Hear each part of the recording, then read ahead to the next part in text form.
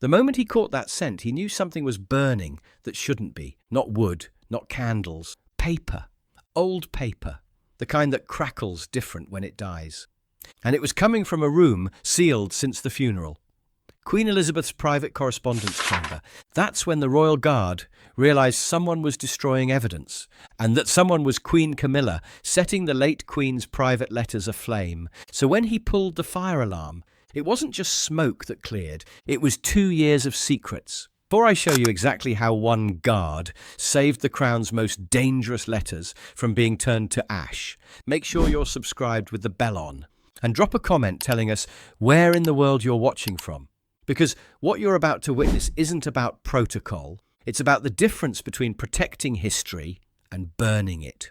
Windsor Castle had this way of settling into itself after the ceremonies ended. Not quiet, that wasn't the right word. Ancient. Like the stones themselves were exhaling centuries of held breath. Every corridor hummed with the weight of what had been whispered there before, and even the wind seemed to know which windows it shouldn't rattle. Sergeant Nathan Cole didn't believe in ghosts, but there were places inside the castle that didn't feel ceremonial. They felt watchful. He was halfway through his final patrol rotation when he caught it, a route he wasn't even supposed to be walking.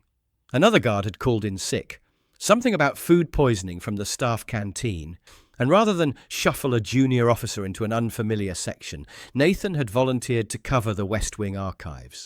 23 years in the service had taught him that nights like these went smoother when you kept moving, kept your eyes open, and trusted your instincts, even when they whispered warnings you couldn't quite name. The corridor near the South Library stretched ahead of him, walls lined with oil portraits that looked more like sentinels than decoration. Kings and queens whose names most people had forgotten, but whose eyes seemed to track your movement in the golden half-light.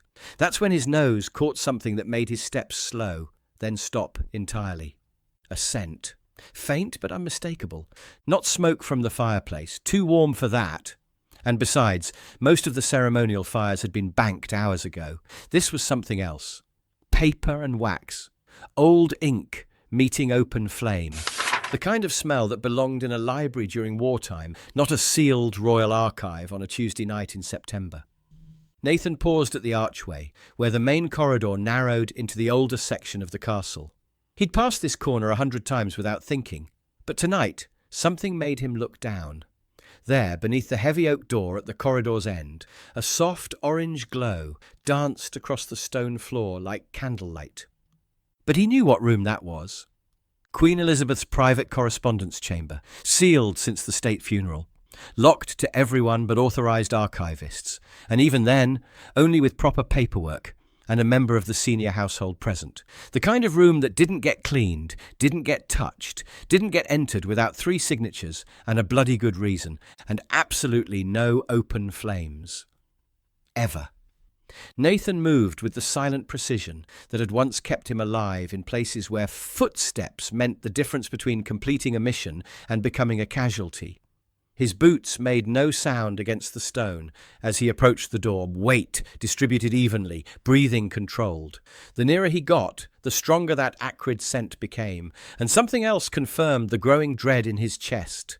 A thin trail of grey ash, light as snow, drifting out from beneath the sealed threshold.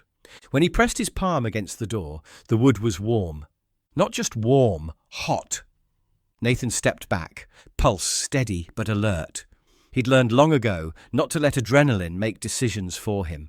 His hand moved instinctively to his shoulder comm, thumb finding the emergency channel. Static dead air. He tried again. Nothing. No time to find backup. No time to follow protocol. Whatever was happening on the other side of that door, it wasn't authorized. And it sure as hell wasn't going to continue much longer. Not on his watch. The memory hit him like cold water, sharp and immediate. 2 years ago, almost to the week. He'd been summoned by name, no aide, no intermediary, just the Queen herself waiting by the chapel archway in her riding coat with that particular stillness that meant she had something important to say. But it hadn't started there. It had begun 3 days earlier, when Nathan had been the guard on duty during what should have been a routine meeting between Elizabeth and her private secretary. He'd been positioned outside her study, when raised voices had carried through the ancient oak door, something that almost never happened in Elizabeth's presence. "Ma'am, with the greatest respect, this level of documentation creates unnecessary risks," Sir Jeremy Whitmore had been saying. "Personal correspondence of this nature could be misinterpreted if it ever became public." "Sir Jeremy!" The Queen's voice had carried that edge Nathan had heard her use with prime ministers who'd overstepped. "I didn't ask for your opinion on what I should document. I asked you to ensure these letters are properly archived. But surely some discretion—" "The discretion," she'd interrupted, "lies in ensuring these documents survive, not in deciding which ones deserve to. History will judge their value, not us." That argument had continued for another 20 minutes, growing more heated with each exchange. Nathan had never heard anyone speak to the Queen with such presumption, and he'd certainly never heard her respond with such barely controlled anger. 3 days later, she'd found him by the chapel. "Sergeant Cole," she'd said with the quiet authority of someone who'd never needed to raise her voice to command armies, "walk with me." He'd obeyed without question. You didn't ask why when Elizabeth Regina gave you a personal instruction. They'd moved through passages tourists never saw, narrower corridors lined not with gold leaf and velvet, but with the real history of the place.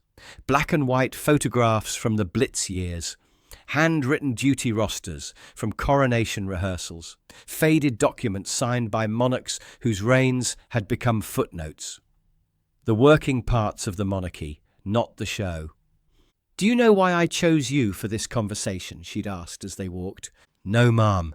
"Because in 20 years of service, you've never repeated a single thing you've overheard.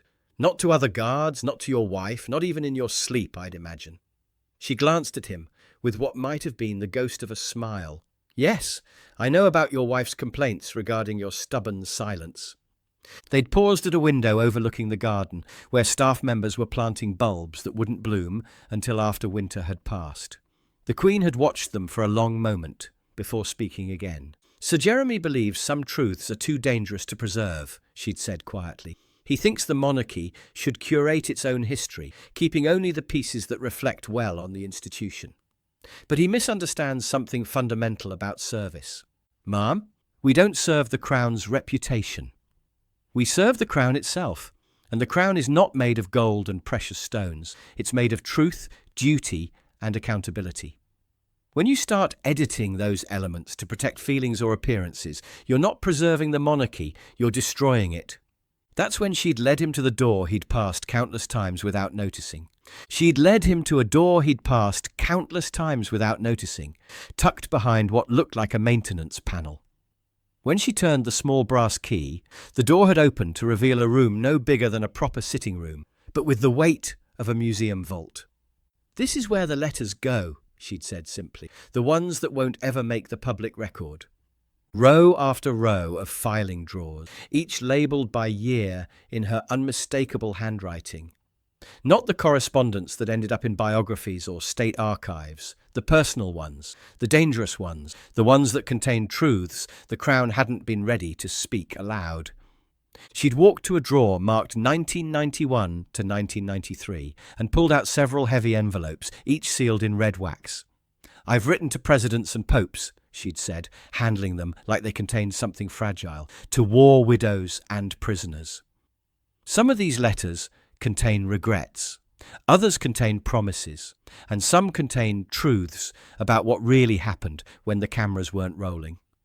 That's when she'd placed a leather-bound register in his hands, thick cream paper edged in royal blue.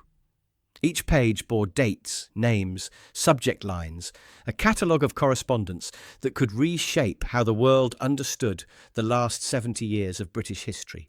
"This stays with you," she'd said, fixing him with that gaze that had stared down prime ministers and foreign heads of state. "And only you. If anyone ever attempts to destroy what's in this room, even if they wear a crown, you'll know what's missing." He'd looked down at the register's cover, where his name had been written in that same careful script. N. Cole. "History lives longer than memory," she'd told him. "Protect it, even from us." Now standing outside that same chamber, with ash curling under the door and the smell of burning parchment in his nostrils, Nathan understood that the moment she'd been preparing him for had arrived. But first he needed to understand the scope of what he was dealing with.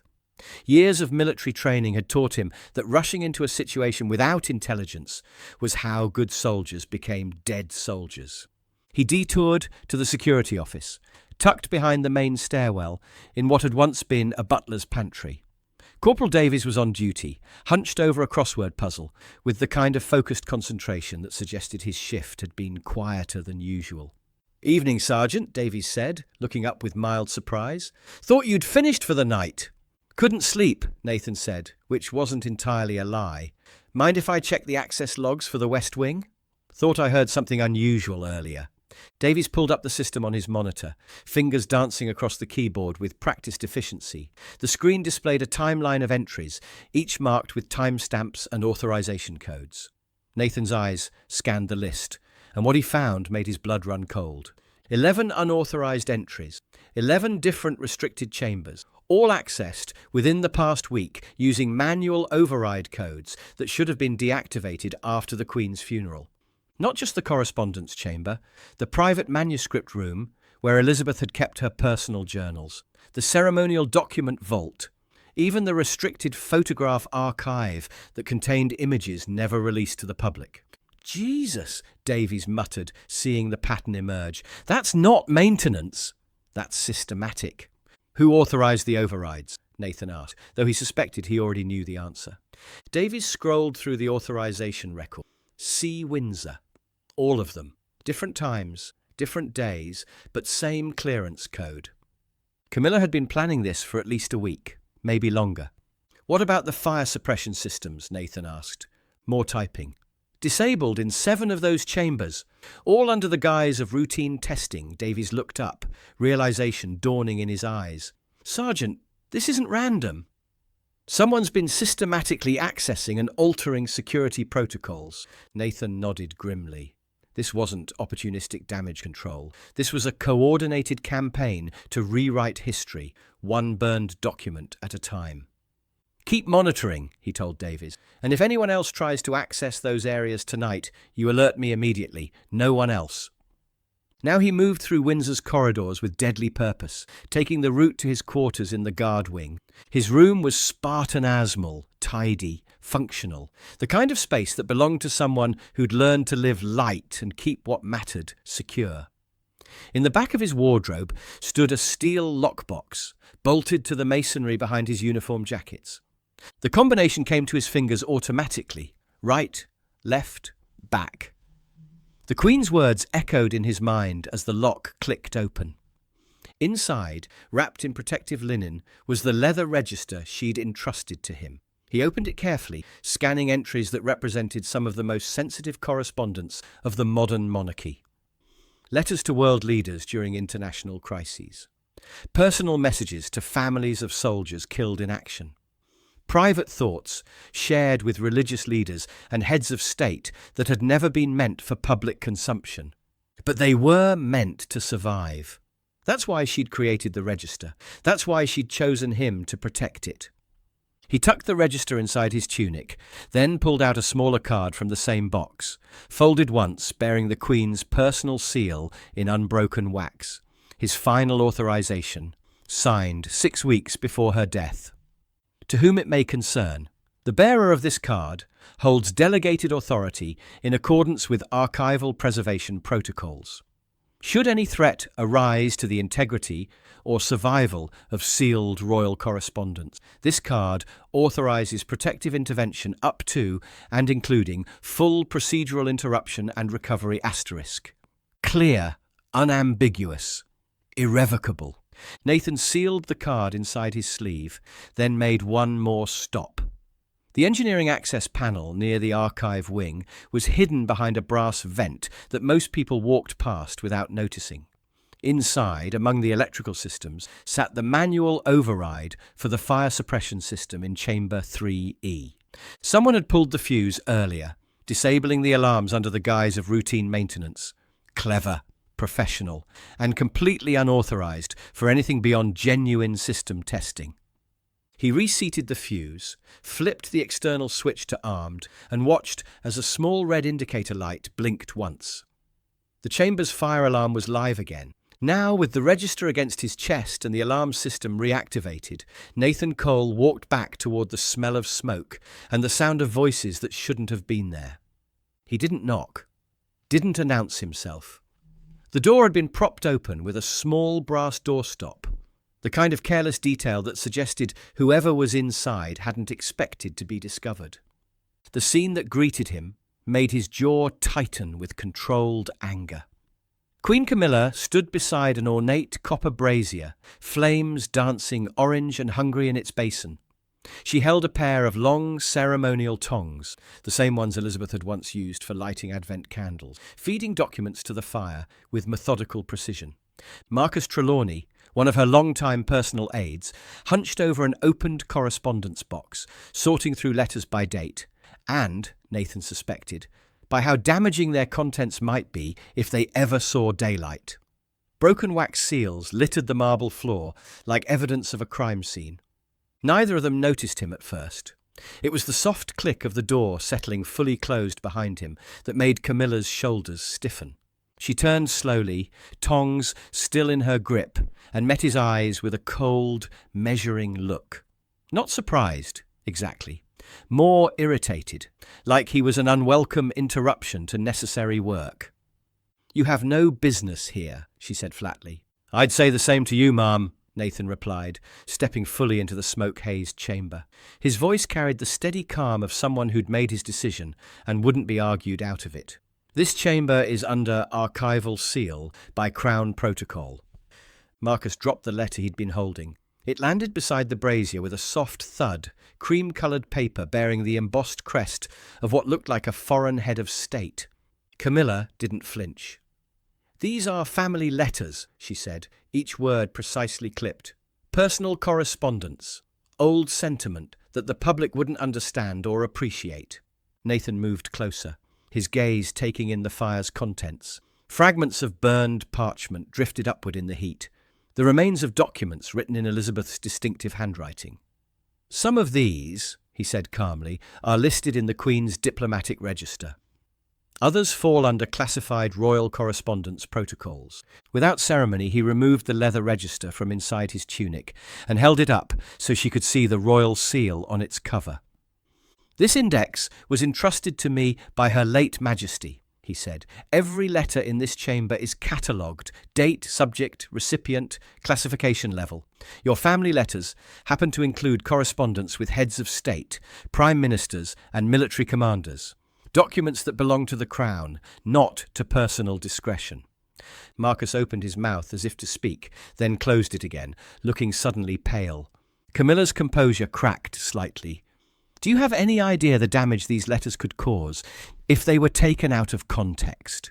Her voice rose just enough to reveal the strain beneath her controlled exterior. "Some were written during moments of crisis. Others contain private thoughts that were never meant to outlive the people who received them." Nathan didn't respond immediately. Instead, he knelt beside the brazier and used the ceremonial tongs to lift a partially burned envelope from the coals. The paper crackled as he held it to the light, revealing a silver diplomatic seal and smudged ink that was still partially legible, concerning the Joint Security Accord and private commitments made during the 2012 summit. He looked up at Camilla. "This isn't sentiment," he said quietly. "This is history, and it's not yours to erase." For a moment, the only sound in the room was the hiss of paper curling in the flames.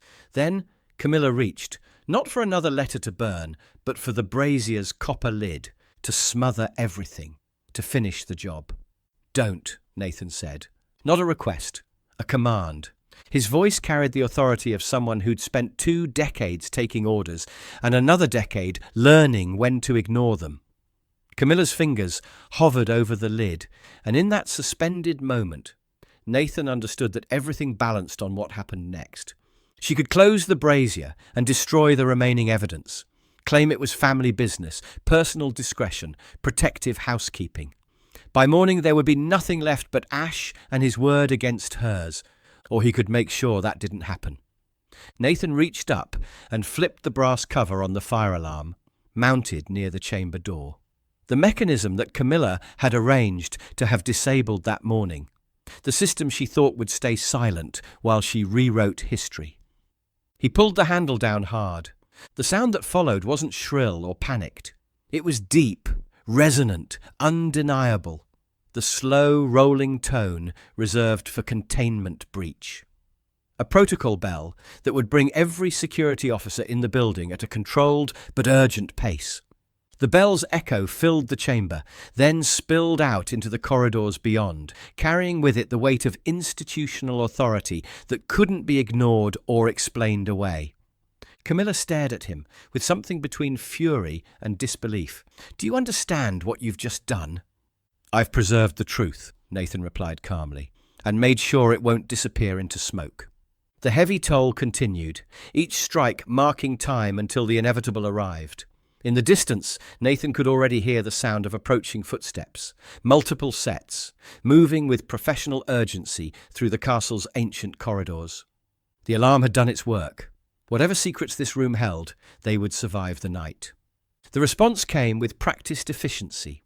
Detective Chief Inspector Sarah Morrison from the Royal Protection Unit entered first, her sharp eyes taking in the scene with the kind of systematic assessment that missed nothing. Behind her, two forensic specialists wheeled in equipment cases, already reaching for cameras and evidence collection tools. "Sergeant Cole," Morrison said, her voice carrying the crisp authority of someone who'd handled enough constitutional crises to recognize one in progress. "Your alarm triggered a Priority 1 response. What exactly are we dealing with?" Nathan gestured toward the still glowing brazier and the scattered papers around it. "Systematic destruction of classified royal correspondence, ma'am. Unauthorized access to sealed archives. Conspiracy to alter historical records." Morrison's gaze sharpened. "Conspiracy?" "Multiple individuals involved," Nathan confirmed. "Queen Camilla, Mr. Trelawney here, and at least one other person coordinating document access and suppression." The Detective Chief Inspector looked at Camilla with professional courtesy that somehow managed to be more intimidating than direct confrontation. "Your Majesty, I need to ask how you gained access to this restricted chamber."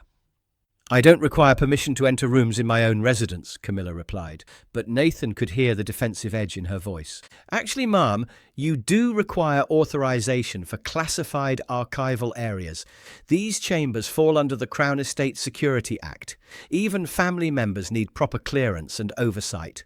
One of the forensic officers looked up from photographing the brazier's contents. "Ma'am, we've got sophisticated document destruction equipment here. Professional-grade tools for aging paper, matching inks, even thermal devices for making alterations look authentic." "Those belong to Mr. Trelawney," Camilla said quickly. Trelawney's face went white. "Your Majesty, with respect, you specifically requested that I bring—" "Mr. Trelawney," Morrison interrupted smoothly, "I'm going to need you to remain silent until we can arrange proper legal representation." That's when the sound of approaching footsteps announced not just King Charles, but what appeared to be half the senior royal household. His arrival came with the weight of constitutional crisis. Sir Alaric Finch, the Royal Legal Secretary, Lord Patterson, the Lord Chamberlain, and 3 officials from the Privy Council office, all carrying sealed document cases and wearing expressions that suggested this night would reshape the monarchy's internal security forever. But there was one more figure that made Nathan's blood run cold. Detective Chief Inspector Michael Thornley from the Counter-Terrorism Command. When Special Branch called in counter-terrorism, it meant they suspected this conspiracy had national security implications. Charles surveyed the scene with the methodical attention of a man who'd spent decades preparing for crises he'd hoped would never come. The smoking brazier. The evidence collection in progress, the digital recording equipment that had captured every word of the conspiracy.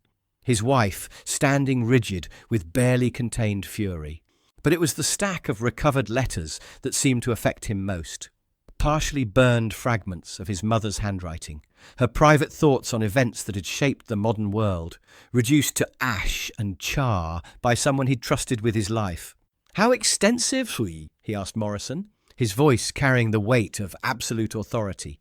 Preliminary assessment suggests systematic destruction across multiple archives, sir. We've dispatched teams to Buckingham Palace, Sandringham and Balmoral. If this conspiracy extends to those locations, we're looking at the largest loss of royal historical documents since the Blitz. Sir Alaric cleared his throat. Your Majesty, we've received preliminary reports from the Buckingham Palace team. Sir Jeremy was apprehended with several containers of ash and what appear to be document destruction tools. He's claimed immunity based on his former position, But former positions don't grant immunity for criminal activity, Charles said flatly. Detective Chief Inspector Thornley stepped forward. Sir, based on the materials we've recovered and Mr. Trelawney's statements, we believe this conspiracy may have extended beyond family disputes into potential espionage territory. Some of the destroyed correspondence contained intelligence briefings and diplomatic communications that could affect current national security relationships. The silence that followed was profound. Nathan watched as Charles processed the full scope of what his wife had done. Not just destroyed family memories, but potentially compromised Britain's intelligence relationships and diplomatic standing. What's the damage assessment? Charles asked. Morrison consulted her notes. From what we can determine, approximately 40% of the correspondence in this chamber alone has been destroyed. The digital reconstruction will help, but some materials are completely gone. If the other locations show similar destruction patterns, we could be looking at the loss of decades of informal diplomatic history, Sir Alaric finished grimly. Charles turned to look at Camilla with an expression Nathan had never seen before. Not anger, not disappointment, but something far worse. The complete withdrawal of trust that occurs when someone realizes they've been sharing their life with a stranger. Did you understand what you were destroying? He asked quietly. I understood that I was protecting this family from embarrassment, Camilla replied, her defiance finally beginning to crack. Your mother's private doubts about everything from decolonization to military actions weren't meant to survive her. They were personal struggles, not historical records. They were the private thoughts of a head of state during some of the most crucial moments in modern history, Charles said. Her doubts about sending troops to the Falklands. Her concerns about intelligence operations. Her private correspondence with world leaders during the Cold War. You didn't just destroy family letters. You erased pieces of the historical record that scholars and future generations needed to understand how crucial decisions were made. Detective Chief Inspector Thornley stepped forward again. Your Majesty, we'll need to interview everyone with access to these materials. This investigation will likely extend for months, possibly years. The ramifications for current intelligence relationships alone, Charles nodded slowly, do whatever you need to do. Full cooperation from the royal household, no restrictions on your investigation. And regarding, Thornley glanced meaningfully at Camilla. The king took a breath that seemed to age him years in the space of seconds. The crown must be protected from all threats to its integrity, he said finally, regardless of their source or relationship to the throne. Camilla looked at her husband with something that might have been recognition, not of forgiveness, but of consequence. You're choosing the institution over your wife, she said quietly. I'm choosing duty over personal preference, he replied. The same choice every monarch has made. The same choice my mother made every single day of her 70-year reign. In the hours that followed, as the chamber was sealed and the evidence catalogued, Nathan returned to his usual post in the corridor outside. Same position, same walls, same ancient stones that had witnessed the rise and fall of dynasties. But something had shifted irrevocably. He'd crossed a line that most guards never even approach, the space between following orders and making decisions that would reshape history. He'd challenged someone who outranked him in every possible way, and he'd done it based on nothing more than the trust of a dead queen and his own understanding of what duty actually meant. As Windsor Castle settled into its late-night quiet, Nathan stood watch over corridors that had seen centuries of secrets, scandals, and power struggles. Somewhere in the secured archives, Queen Elizabeth's correspondence rested under climate-controlled protection, not because every letter was perfect or beyond criticism, but because they represented the authentic voice of someone who devoted her life to service. The truth, in all its complexity, had survived.